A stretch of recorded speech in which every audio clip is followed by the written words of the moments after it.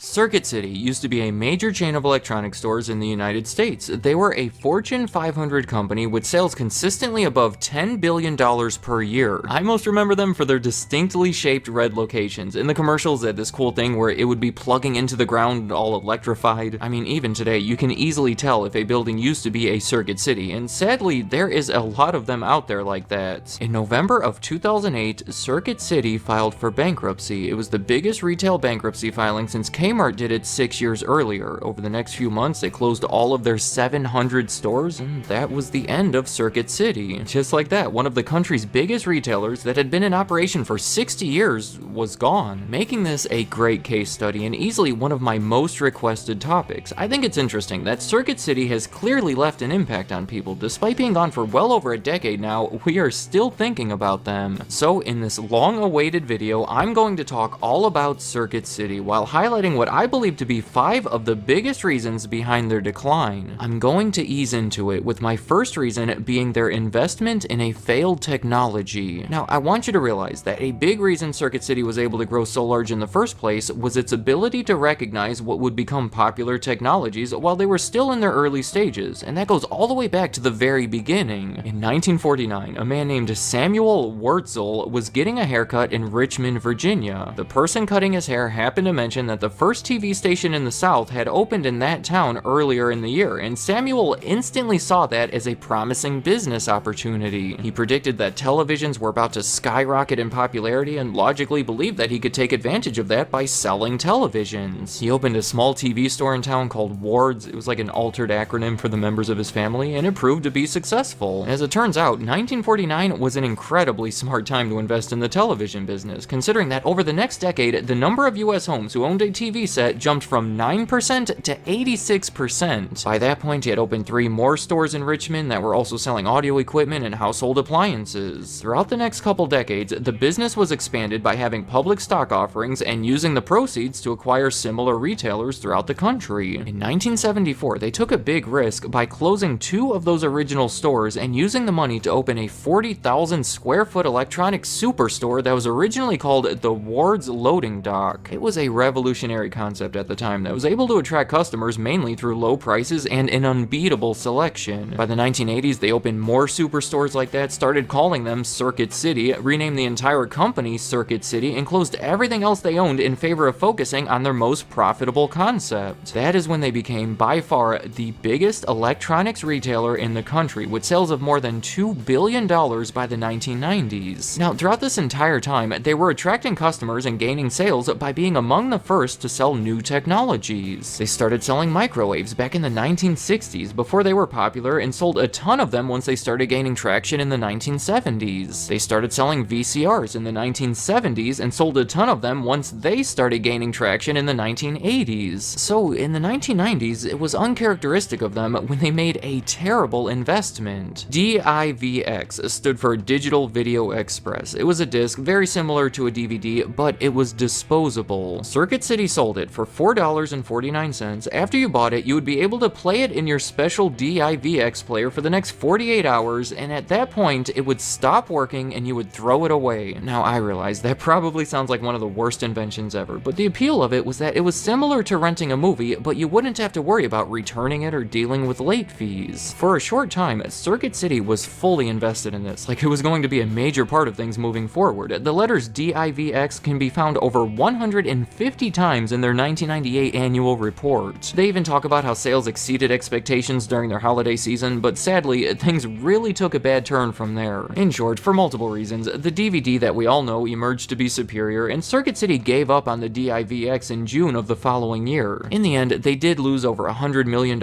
in developing and promoting it, but the real reason it's on my list is because it represents how Circuit City veered away from their core business, and in a way that failed to see what the consumers truly wanted. Sadly, those are 2 things that will continue to be themes as I go through the rest of my list. My next reason behind their decline is poor locations. From the middle of the 1980s into the 1990s, Circuit City was on top of the world. As I said, they were the biggest electronics store without even a single competitor big enough to make them nervous. And since they felt so comfortable in that #1 spot, unfortunately, they made some foolish decisions. One of the most foolish was the way they went about choosing locations of new stores. Circuit City would actively search for cheaper areas that were commonly inconvenient for people to get to. Their thinking was, why pay more for these prime locations where all the traffic is when we can save money by having people come out to us? I mean, where else are they going to go? Do you see the flaw in that reasoning? Best Buy was another electronics store that also changed their name and started opening big box stores in the 1980s, though at a much slower pace. But I think they must have realized the error that Circuit City made, because they would enter new markets in the exact opposite way, by paying more money to obtain these amazing locations. So then, in all of these markets across the country, the Best Buy was generally more easily accessible than the Circuit City. Sure, they were paying more for it, but they were the ones getting the business. In fact, by 1996, Best Buy was getting more business than Circuit City, making them the new biggest electronics store in the country. The physical locations of the stores were a big reason for that, but to be clear, I'm not saying it was the only reason or even the biggest. Going back to my list, probably the most significant part of any of this would be Circuit City's focus on customer service, which I promise you is so much more impactful than it sounds. Dating back to the early days of Ward's TV, their entire business model was centered around customer service. When those first big box stores opened, the service department was strategically placed at the front of the store so that everyone walking past it would be reminded of their ongoing service, because that is what they were known for. Seriously, if you were to ask a random person what is the biggest difference between Best Buy and Circuit City, their answer would likely have something to do with the customer service. Circuit City had a system where knowledgeable salespeople would guide you through your purchase, get the item for you from the back room, take it to the counter for you, kind of like the experience you get when you go to a car dealership. Whereas Best Buy was very much like it is today. You're pretty much on your own, though there are people there if you happen to have a basic enough question. Circuit City salespeople were more aggressive, being paid on commission, whereas Best Buy employees were more relaxed, being paid hourly. Now, I'm imagining that most of the people watching this today would much prefer the Best Buy method, which helps explain how they caught up to Circuit City and have outlasted them, but